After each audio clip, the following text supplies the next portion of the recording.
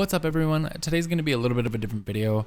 I'm going to take you through the designing and building process of making a hex totem to hold the gifts for my wife's birthday in the upcoming weeks. We got a little over 2 weeks to do this, so let's just dive right in.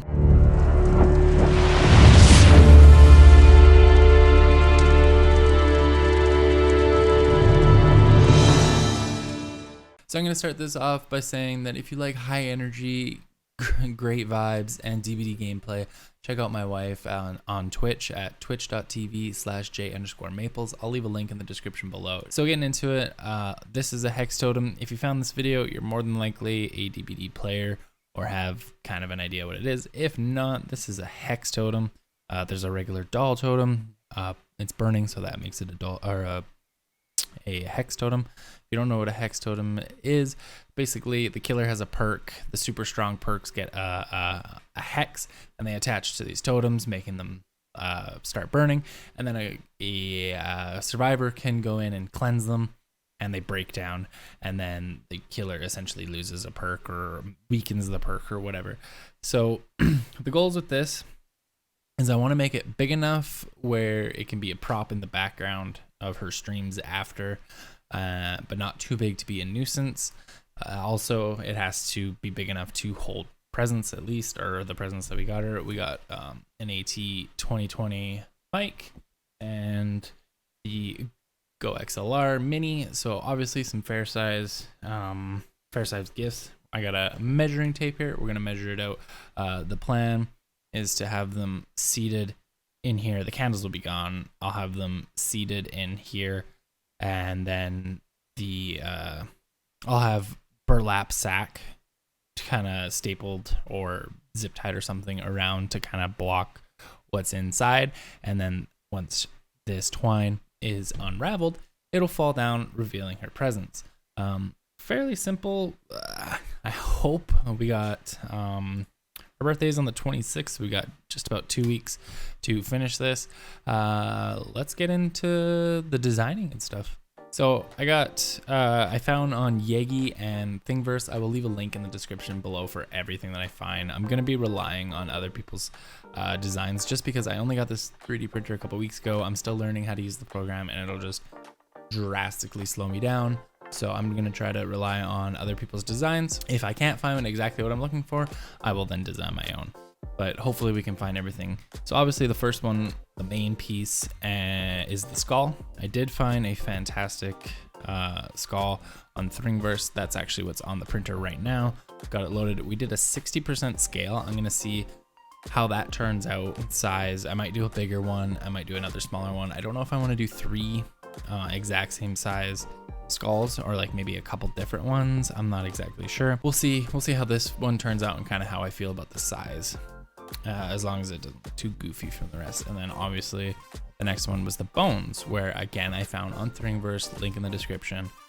It will need to be printed in 2 pieces. Thankfully the guy who did this model did cut it in half, and it's 2 separate files, so I can print it big in 2 files. I'll need 3 of those. So yeah, let's get those on the printer and see how those go. So the skull is coming along well. We're at about 76%. We're gonna have to print 3 of them. We're a little over 7 hours into this print, so the skulls I think are gonna take the longest time, but it's coming out quite well. I'm not too worried if there's like imperfections or anything, just because obviously, right, it's supposed to be an old chipped skull bone.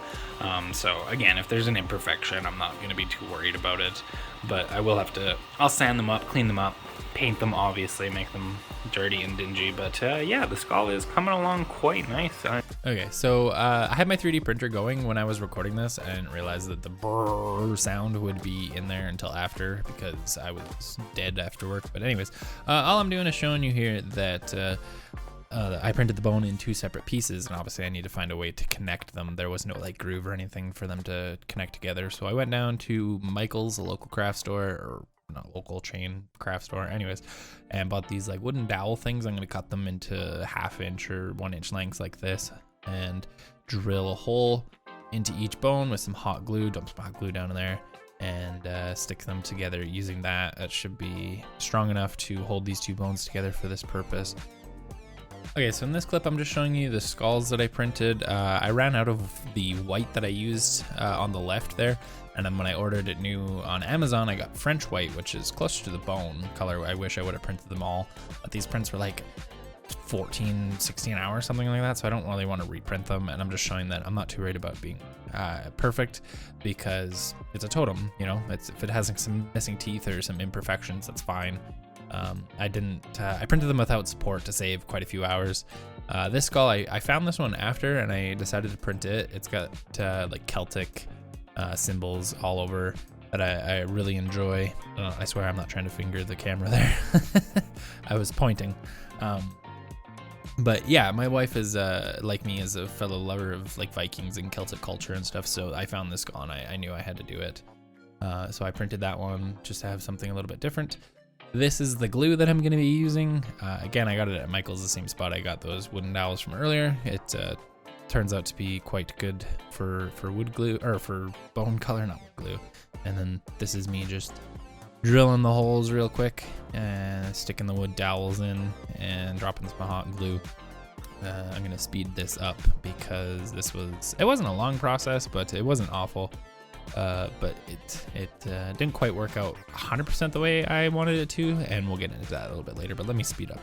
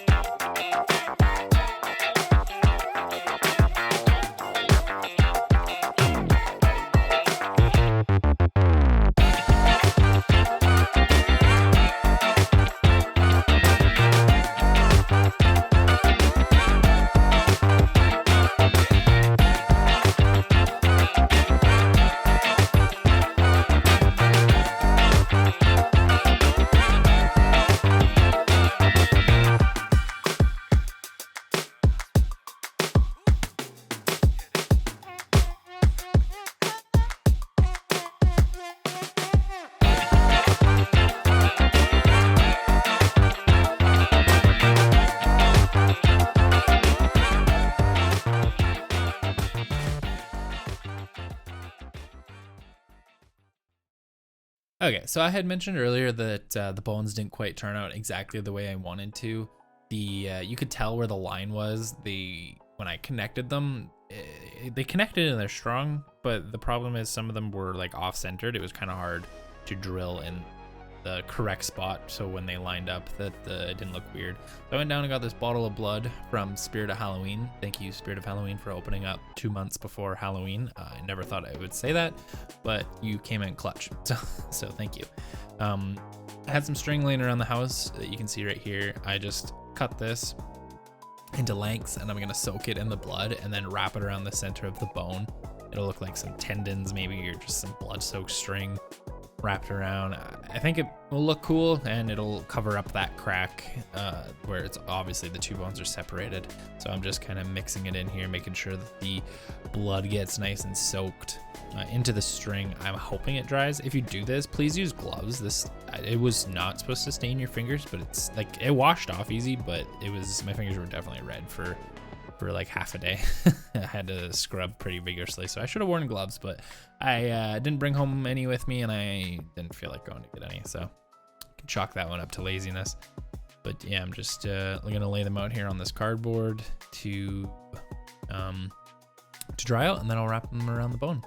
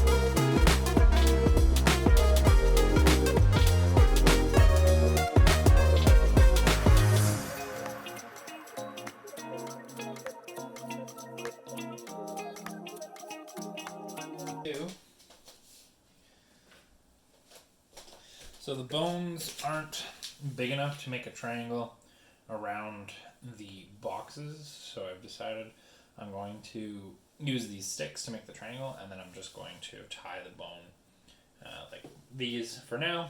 Alright, it's been 1 week and 1 day, but we're finally finished. It's been a hell of a challenge, but I'm glad we pushed through it. It turned out better than I could have ever imagined. I'm super excited for it. I can't wait for her to see it. Unfortunately, what you saw is all I have of me actually building it and putting it together, because I've been using my Pixel 3 XL as a camera because I didn't feel like taking my GoPro off the stand and out from behind all my monitors, because that's what I use for streaming. So I just didn't feel like dealing with that. So I've been using this to record, or using the Pixel 3 to record, but unfortunately I didn't delete anything. So when I went to record, after about 30 seconds, I got a full storage warning and didn't realize until the full thing was assembled. So unfortunately, I don't have any video of me putting it together, which is kind of a bummer, but whatever, it is what it is, I guess. But here's the final product. I hope you enjoy. This was super fun. If you enjoyed this video, make sure you hit a like and subscribe and enjoy these shots of this awesome totem.